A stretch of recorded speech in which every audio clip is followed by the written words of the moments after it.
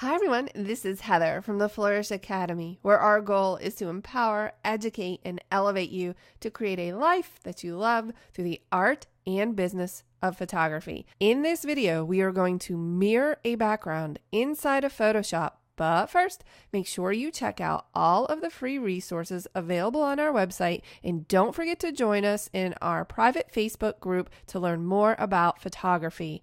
I'm going to begin by duplicating the background layer with a Command or Control J on the keyboard. Next, I'm going to select Edit, Transform, and Flip Horizontal in order to flip layer 1. Then I'm going to add a layer mask by clicking the layer mask icon at the bottom of the layers palette. Now I want to hide or conceal layer 1 with this layer mask. In order to do so, I'm going to press Command or Control I on the keyboard in order to invert that mask to black. Remember, when working with layer masks, white reveals and black conceals. So I have just hidden layer 1. Next, I'm going to press B in order to access my brush tool. I'm checking in my toolbox. I'm just visually confirming that I do have a white brush. If I did not, let's say I had a black brush, I would just press X on my keyboard to flip those swatches. Let's make this brush a little bit bigger with the right bracket key. That's the key that's above your enter or return key. I'm also going to make it a little bit softer with a shift left bracket key. And then I'm just going to brush or paint white over that layer mask in order to reveal layer 1, which is the layer that I had flipped horizontally. And we could definitely run into some issues here, because if I take this too far, which I did right here, all I need to do, really working with layer masks is quite simple. If you remember that white reveals and black conceals, I just press X on my keyboard in order to flip that swatch, and then I can brush that away. Let's zoom in with a Command or Control plus on the keyboard, and I'm going to try to get a little bit closer, but then what happens is we start to get this feathering over the dress. So you have to either make that smaller, just be careful with your edges. But in the interest of time, I'm going to brush over this pretty quickly. Again, I'm catching her there, so I just have to flip the swatches in order to bring that back how I'd like it. Let's zoom back out with a Command or Control minus and take a look at the before and after. And I love the direction this is going in, but I do see a few integrity issues.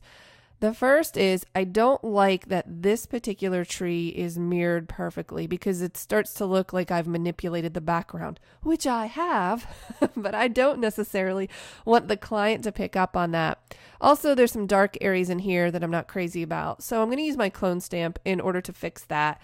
And I'm going to merge all of these layers up. Now, in order to do so, the keyboard shortcut, which is basically all of the modifier keys, Command, Option, Shift, that's Control, Alt, Shift, and the letter E in order to merge up.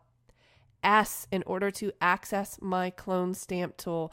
Now, what I'm going to do with the clone stamp tool is drop the opacity of it a little bit so I can blend it really nicely.